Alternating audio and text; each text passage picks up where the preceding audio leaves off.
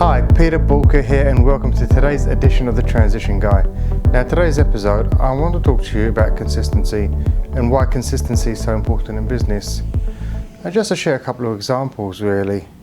See, one thing that a customer cannot handle is experiencing confusion in the service or product you're offering. It's all about the consistency. If your service and product is excellent, keep it excellent. If it's good, keep it good. If it's poor, keep it poor.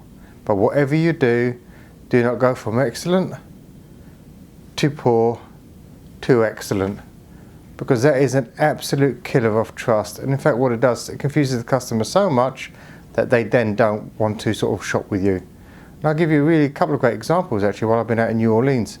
So first couple of nights we got here, asked the bellhop where's one of the best places to eat, because you want to have nice food. So they pointed me to a bistro. It's only a few minute walk. And actually we went there, it was an amazing meal. The service was outstanding. I mean, it was just a joy to that. The food was just absolutely amazing. So yep, what do you think? Well, okay, so we've had a really good experience. Gonna have to go out with a few more people. What do? We go back there because the experience was great. Second time round, spot on again. It was just great. But something happened on the third time. So by the time I went back there a third time, and I've ordered the same dish 3 times in a row, because it was just such a great dish. And when I went back there the third time round, do you know what? It just didn't happen. Unfortunately, the service was great, don't get me wrong, but the food, all our dishes came out quite cold, which for a restaurant of that quality, you just would not expect it. So suffice it to say, yep, they sorted it out, they then sent it back, etc. But it's amazing, even though they didn't do anything fundamentally wrong. I can't say that they handled it badly or anything, but something inside me switched, and it was like my whole trust score had gone down. And did I go back? No. The reason I didn't go back is because inside me there was this voice saying, hey, what if it comes out cold again? What if I have to send it back? And that was such a shame, because it was a great place to eat. Now, second experience, and again, is a restaurant based. You go on TripAdvisor when you're sort of local and you think, okay, where's a nice place to eat? Found a great Italian. Well, found an Italian that was highly rated on TripAdvisor. So I think it was something like 37th out of 2,200 restaurants in New Orleans. So you probably think at that stage, okay, let's read the reviews. It was all very positive. So all of a sudden, you read the reviews, and it's not just one review, it's multiple reviews. Do you not go there with a certain expectation? Absolutely. You're judging the restaurant by the quality and service that is provided to other people consistently. Unfortunately, went there, the ambience wasn't as great as they said it was. So New Orleans being quite hot, it was very humid outside. So we've had quite bad storms here. So the water rises, I mean, there was so much moisture in the air. We went into the restaurant and the air conditioning just didn't cope.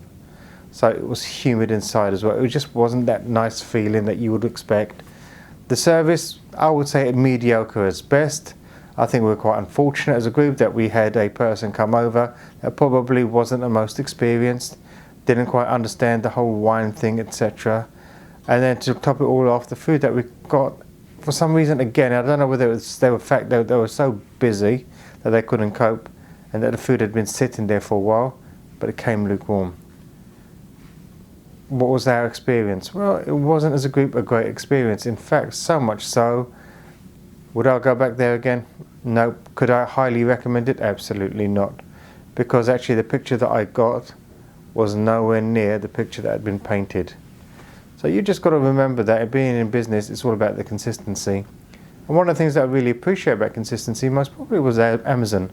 Amazon has done such a great job in delivering consistency. It's to its credit. Now, if you remember, I've been a member of Amazon now probably for the best part of 10, 11 years. And at the beginning, I just used them for the bits that I could get cheaper, because they were very competitive on price. And like anyone, was books in the beginning actually. But when you looked at Amazon at the beginning, we all went for free shipping. Now, how long did free shipping take? It was between 3 and 5 days.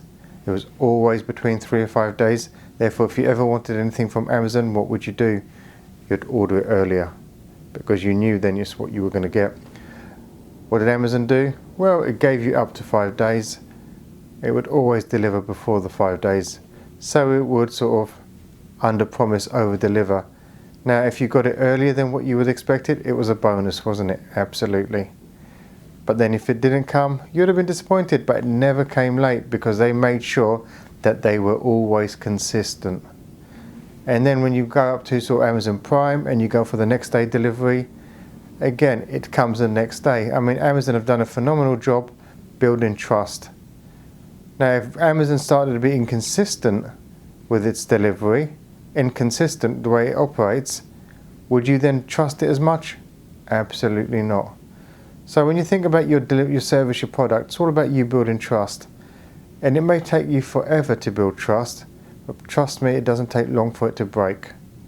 That confidence in your product and service can be broken overnight if you're not careful. Now, if you want to know more about consistency in your business and want to dig deeper, head over to boolkah.com and get in touch. And remember, failing to learn is learning to fail.